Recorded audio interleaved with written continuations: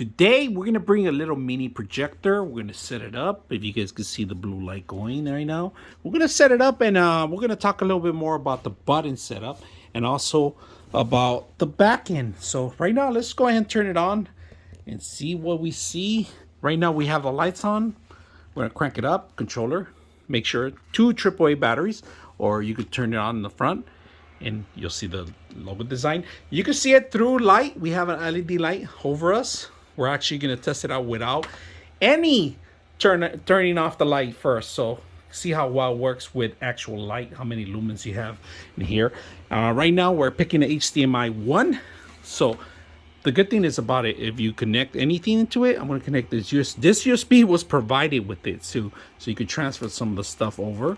Then what you want to do with the control, you want to go into menu button. You go to multimedia, all right?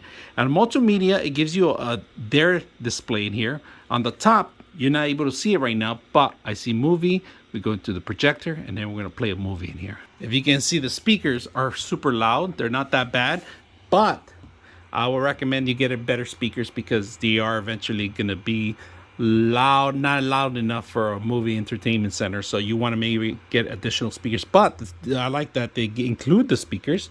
If you see, and we hit the control, you have other options in here. And of course, we're going to play again. Really close. We're about 1, 2, 3, 4, 5, 6 feet away. Of course, we have different options in here. And look how beautiful it looks. It actually looks very well. We could expand this even more if we move it even further back. As you can see, quality of it, really good. I enjoy the quality of it. And I'm going to bring you really up and close on it. If you guys can see, not that many pixelation disturbance in there. So on the actual screen, I'm going to see if I can take a screenshot and put the projector. You got a couple of buttons. You have the main menu button here. This one gives you access to multimedia. That's what we have. HDMI, multimedia screen, and then AV, and then VGA, of course. All right, a multimedia screen, we could have your actual systems connect to this through wireless. We could have an ISO cable, which means it's an Apple cable. Mirrorcast, we can mirrorcast, and it'll find the actual system, your mobile unit, and automatically display to it. So we're going to do that right now. All right, so we're going to do the ISO cast, all right? But before that, we're actually going to connect to this system, and if you guys can see, it's called NEWAP-5CEE, all right? And I'm going to tell you, when you click on that, if you guys see it, all right, I'm going to click on it. It's going to go straight to it, and it tells you where in the top, if you guys can see it right there. It gives you the information, and then that's what we want to connect to. So we want to be able to connect to that one, all right? We're connecting to it, if you guys can see it.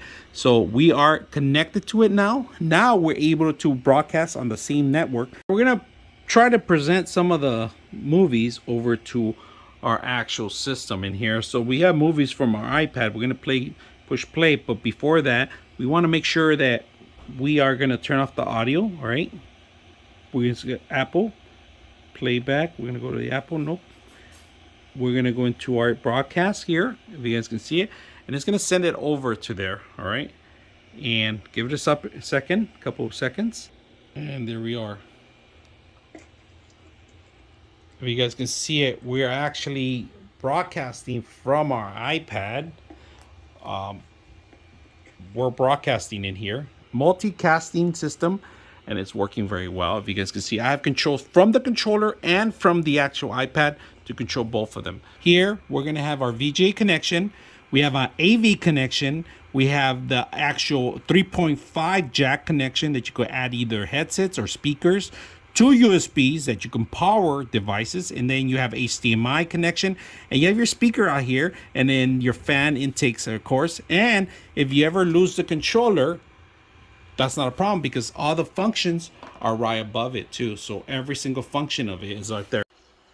All right, check this out, guys. We're going to play some games on our screen projector. We do have a light on in the back. We're going to turn it off. All right, I can't have too much music in here, but we're going to show you guys a little bit of gameplay with the projector on and one light on. Look at this projector screen's about 108 inches but I am taking the majority of the actual projector. We're going to move it just a little bit to the right. There you go. And they're going to tilt it a little bit.